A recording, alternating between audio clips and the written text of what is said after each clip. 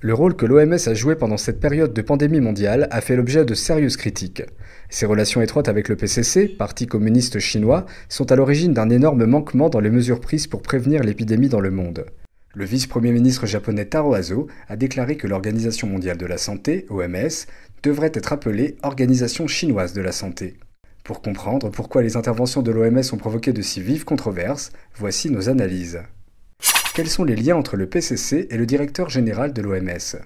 He Qinglian, un chercheur habitant aux États-Unis, a souligné que le directeur général de l'OMS, Tedros Adhanom Ghebreyesus, avait été accusé d'avoir couvert l'épidémie de choléra à 3 reprises pendant son mandat de ministre de la Santé de l'Éthiopie entre 2005 et 2012. Le Parti communiste chinois aurait malgré tout fait pression sur la Commission de l'Union africaine, ainsi que d'autres pays, pour l'aider à être élu à l'OMS. Le PCC a également fait un don de 20 millions de dollars à l'OMS immédiatement après son entrée en fonction.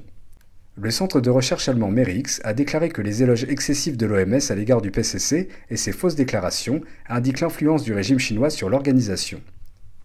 Une protestation mondiale. Sur Change.org, la plus grande plateforme de pétition au monde, un citoyen canadien a créé une pétition demandant au directeur général de l'OMS, Tedros Adhanom Ghebreyesus, de démissionner suite à son ingérence dans l'épidémie. Le 26 mars, 560 000 personnes avaient signé la pétition. Pas de transmission interhumaine? Le virus du PCC s'est propagé dans le monde entier et l'OMS a été accusé de connivence avec le PCC. Le président américain Donald Trump a déclaré « L'OMS est très injuste et penche en faveur du Parti communiste chinois ». Depuis le début de l'épidémie, l'équipe d'experts de l'OMS s'est rendue à Wuhan à plusieurs reprises, mais elle n'est jamais allée dans des zones sinistrées pour mener de véritables enquêtes. Elle a été accusée de trop s'appuyer sur les informations fournies par le PCC. Le 14 janvier, l'OMS a annoncé à la communauté internationale, sur la base des données du Parti communiste chinois, qu'il n'y avait aucune preuve tangible de transmission interhumaine en ce qui concerne le coronavirus. En conséquence, près de 60 000 habitants de Wuhan ont voyagé dans 382 villes en dehors de la Chine avant la fermeture de la ville le 23 janvier. Les mesures étaient-elles excessives ? De fin janvier à début février, l'OMS a déclaré à plusieurs reprises qu'il n'était pas recommandé de réagir de manière excessive face à la pandémie ou d'imposer des restrictions pour les voyages et les commerces internationaux. Seul le contrôle aux aéroports était recommandé. Mais les experts de la Chine continentale ont déclaré dès le 26 janvier que les patients pouvaient être contagieux même lorsqu'ils n'avaient aucun symptôme pendant la période d'incubation. Sur la base des recommandations de l'OMS, de nombreux gouvernements n'ont pas appliqué de restrictions, à part le contrôle de température des voyageurs à l'aéroport, ce qui a pu entraîner l'arrivée de nombreuses personnes infectées non fiévreuses sur le territoire, devenant des sources d'infection potentielles. Des informations transparentes. L'OMS a complimenté à plusieurs reprises les mesures de prévention des autorités chinoises, les qualifiant de transparentes et efficaces.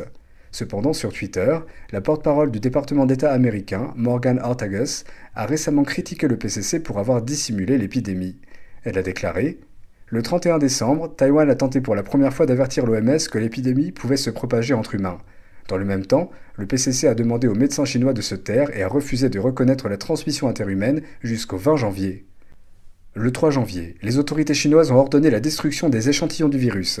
Le Parti communiste chinois souligne maintenant que le virus est hautement pathogène, mais vos responsables ont bloqué un rapport de l'OMS le mois dernier qualifiant le virus de dangereux pathogène.